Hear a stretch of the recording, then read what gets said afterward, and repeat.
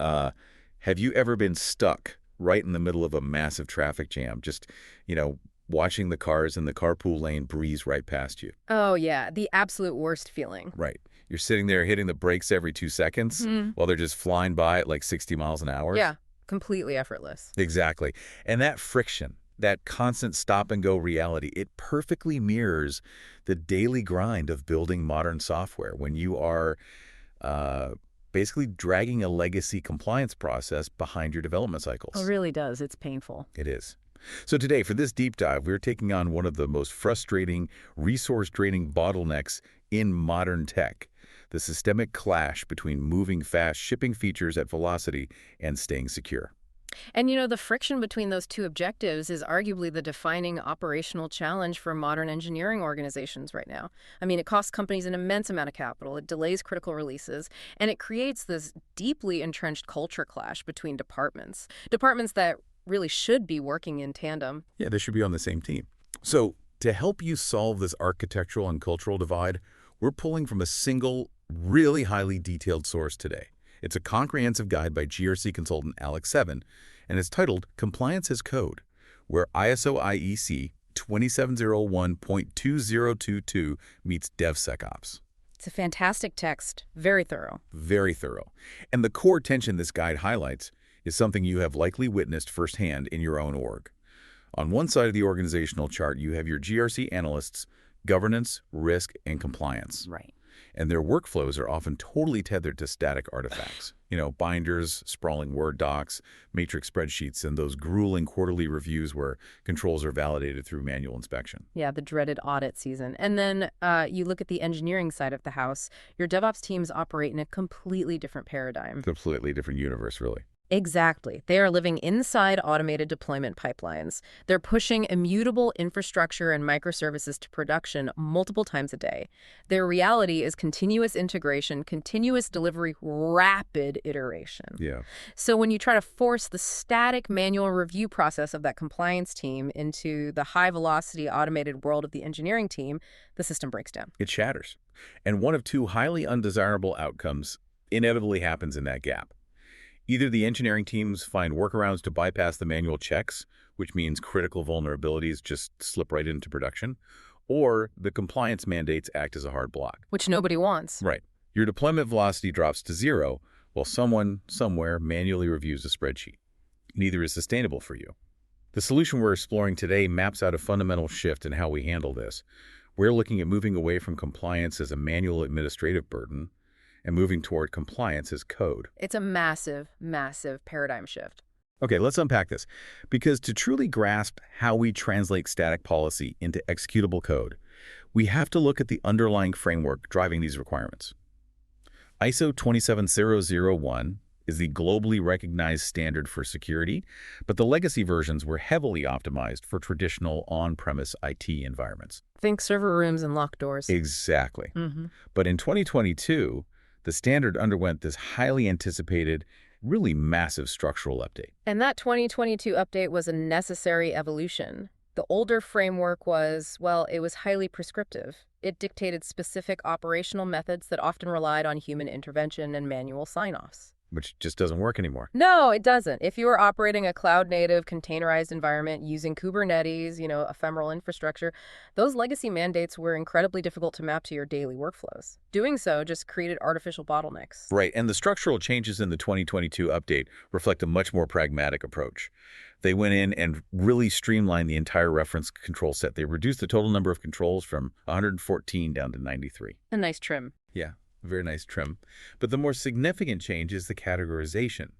They took 14 sprawling, sometimes overlapping domains and consolidated them into 4 distinct clean themes: organizational, people, physical, and technological. And if we connect this to the bigger picture, this reorganization is crucial for you to understand, especially if you're architecting a deployment pipeline. This wasn't merely an administrative consolidation. The standard was explicitly redesigned to align with agile methodologies and cloud-first architectures. It's built for how we work now. Precisely. By reducing the number of controls and grouping them logically, the ISO committee shifted the focus away from prescribing specific manual methods. Instead, they pivot heavily toward defining required outcomes. And that pivot to outcome-based controls changes the entire implementation strategy. It changes everything.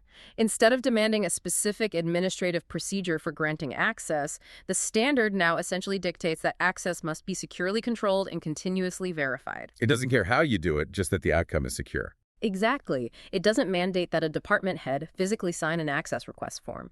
By stripping away the ambiguity and focusing strictly on the end result, the controls become mathematically verifiable. And if a control is mathematically verifiable, It can be automated. boom, it can be automated. Here's where it gets really interesting. Because the theoretical alignment of the standard is great, right? But the actual engineering challenge is the implementation.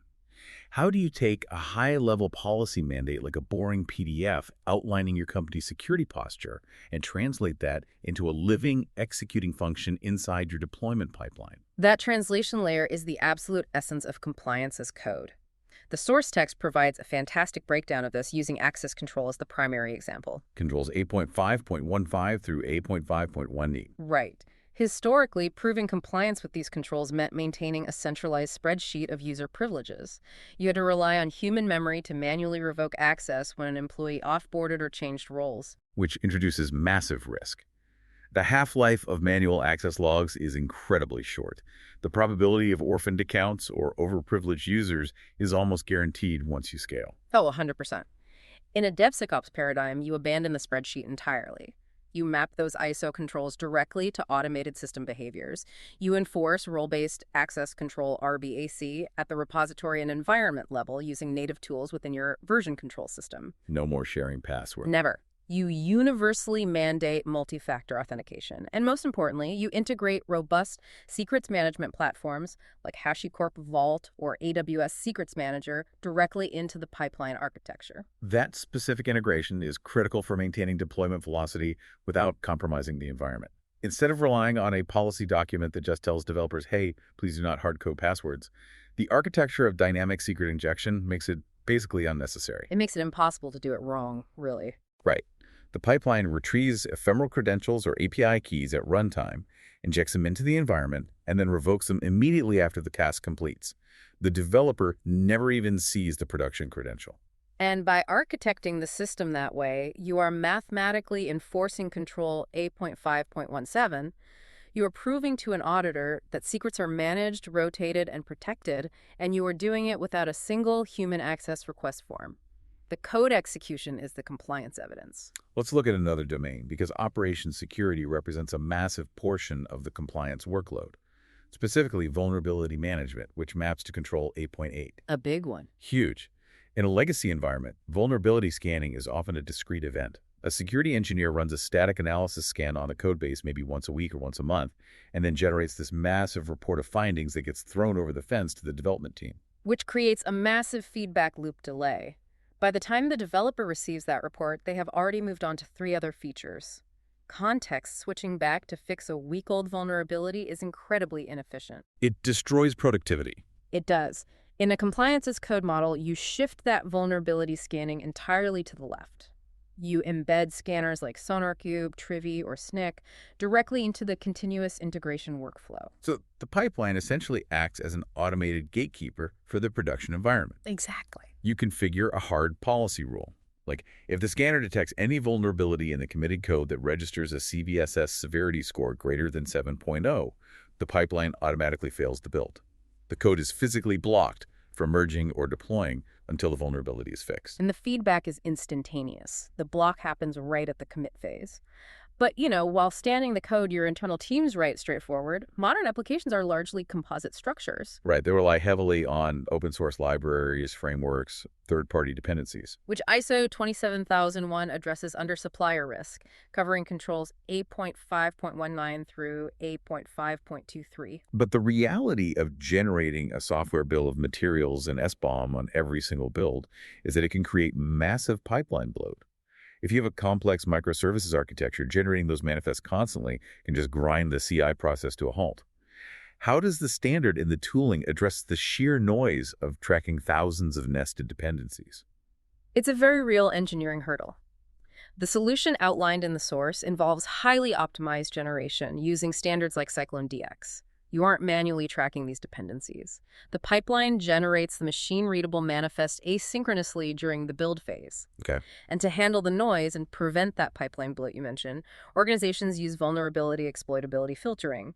The pipeline cross-references the generated SBOM against active threat intelligence databases.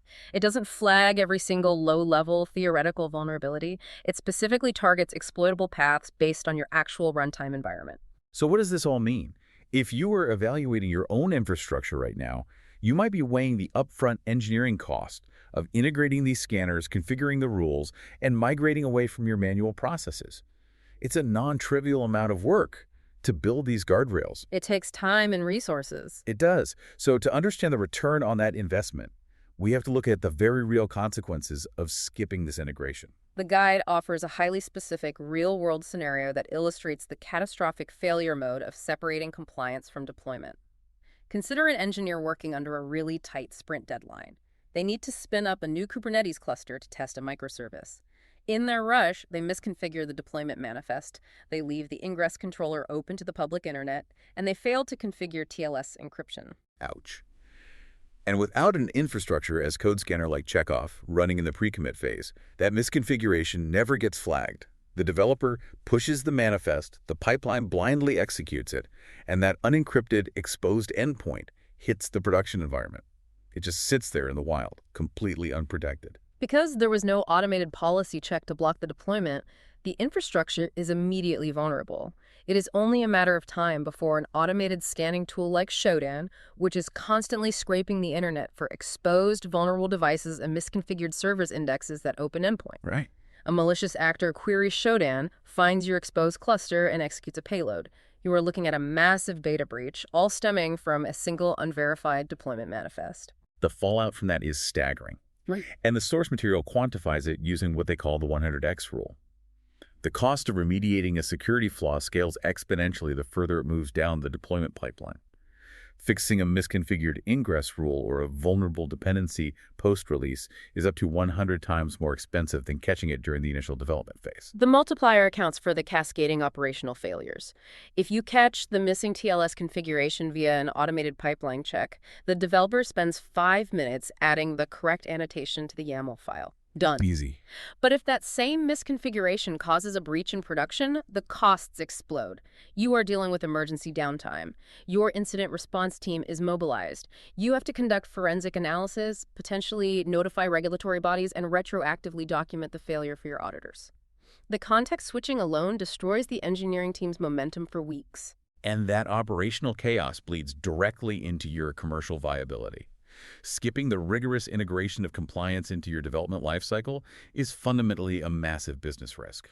If your security posture is reactionary and heavily dependent on manual verification, you will inevitably struggle during your ISO certification audits. In the enterprise software market, proving compliance is a non-negotiable prerequisite for procurement. Fortune 500 companies will demand your ISO 27001 certification, your SOC 2 reports, and your detailed control mappings before they even allow your sales team to schedule a demo. They won't even talk to you. Exactly. If an enterprise procurement team asks for evidence of your vulnerability management process, and you hand them a fragmented, manually updated spreadsheet instead of demonstrating a continuously enforced pipeline matrix, the conversation ends. You will lose that contract to a competitor whose security posture is provably automated. To prevent that kind of commercial and operational failure, organizations have to undergo a massive philosophical shift in how they view their deployment infrastructure. You have to stop viewing your CI/CD platforms as mere delivery mechanisms. The paradigm shift requires adopting a very specific, uncompromising rule across the engineering organization. And the rule is this: if it didn't happen in the pipeline, it didn't happen. No manual interventions, no out-of-band changes to the production environment, no undocumented SSH sessions into production servers, just to tweak a configuration. That rule forces total visibility. It transforms platforms like GitHub Actions, GitLab CI/CD, Jenkins, and Azure DevOps from simple conveyor belts that just move code from point A to point B into authoritative compliance engines. They become the central control plane for your entire security posture. Every single action, every build, every test, every environment promotion, and every secret retrieved is governed, executed, and logged by the pipeline. This centralized governance is what enables the deployment of policy as code. Policy as code is where the translation of the ISO standard becomes incredibly powerful. Instead of relying on a human to interpret a written security guideline, you decouple the policy logic from the application logic entirely. You utilize dedicated frameworks like Open Policy Agent or OPA. OPA allows you to write your security and compliance mandates in a declarative, machine-readable language called REGO. You are actively coding your governance rules. For instance, if your organizational policy dictates that no cloud storage buckets can be publicly accessible, you write an OPA policy that mathematically defines that state. So when an engineer submits a Terraform plan to provision new infrastructure, the pipeline doesn't just check if the code compiles. It pauses, takes that Terraform plan, and queries the Open Policy Agent. Right. OPA evaluates the proposed infrastructure state against the REGO policy. Right. If the developer's code attempts to configure an S3 bucket with public read access, OPA instantly flags the violation. The pipeline automatically terminates the deployment process before a single resource is actually provisioned in the cloud provider. The enforcement is objective, instantaneous, and exceptionless. It removes the human element of interpretation or fatigue from the auditing process. That level of automation fundamentally changes the strategic outcomes for your organization. When you deeply embed ISO 27001 controls into your DevSecOps pipelines using policy as code and automated gating, compliance ceases to be an agonizing once-a-year bottleneck. You transition from scrambling to prepare for an audit to operating in a state of continuous real-time compliance. The concept of audit readiness on demand completely alters the relationship between the engineering team and the compliance team. Historically, an impending ISO audit meant weeks of lost productivity. Engineering leads would have to comb through old Jira tickets, take screenshots of Cloud Console configurations, and manually compile evidence to prove that a control was active 6 months ago. It is an incredibly inefficient use of highly paid engineering talent. But with compliance as code, the pipeline itself is generating the evidence constantly. Because every action is governed by the CI/CD platform, the system outputs machine-generated, immutable logs.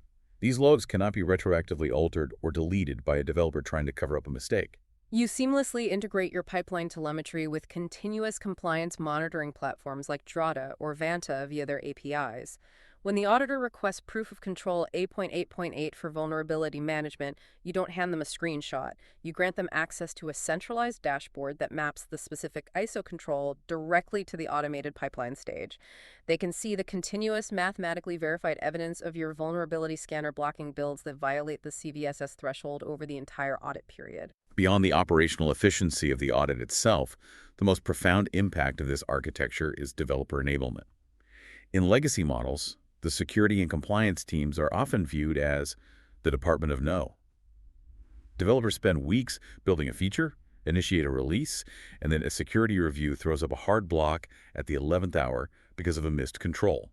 That late-stage friction breeds resentment and slows down the entire business. But when you shift the security controls left and embed them directly into the pipeline, the feedback loop changes completely. A developer commits their code, the pipeline runs the automated checks, and if there is a violation, say a hard-coded secret or a vulnerable open-source library, the developer receives immediate, highly contextual feedback. They don't get a Jira ticket 3 weeks later. They get a targeting comment directly inside their pull request or an automated alert in their team's Slack channel. Which is brilliant. Yeah. The alert specifies exactly which line of code failed the policy check, why it violates the standard, and provides the documentation on how to remediate it right then and there. Security transforms from an opaque end-stage roadblock into a transparent real-time guardrail. It empowers the engineering team to address compliance issues independently within their native workflow without breaking their concentration or waiting for a manual review. The responsibility for maintaining the security posture is distributed natively across the entire organization. Bringing this all into focus, the core thesis of this deep dive is that compliance as code is not just a tooling upgrade. It is an architectural necessity. It is the process of taking a static, theoretical policy document and weaponizing it as a version-controlled, automated engine. It's really the only viable methodology for organizations that need to ship complex software at market speed while satisfying the rigorous demands of global security frameworks like ISO 27001. This architectural shift establishes the foundation for the next evolution of the industry. But if we connect this automated reality to the future of governance, this raises an important question for you to consider. We're now operating in environments where deployment pipelines automatically enforce complex policies as code. These same pipelines are continuously generating immutable, machine-readable logs that mathematically prove our compliance state. Right. If the enforcement is code and the evidence is purely data, how long until the human auditor is entirely obsolete? How long until an enterprise simply deploys an AI auditing algorithm that interfaces directly with your CI/CD platform, evaluates your REGO policies, analyzes your immutable telemetry, and instantly certifies your systems without a human ever interpreting a single document? That is a fascinating thought to leave on. Yeah. A completely automated certification process. Well, thank you for joining us on this deep dive. Keep questioning how the systems around you are built, and we'll see you next time.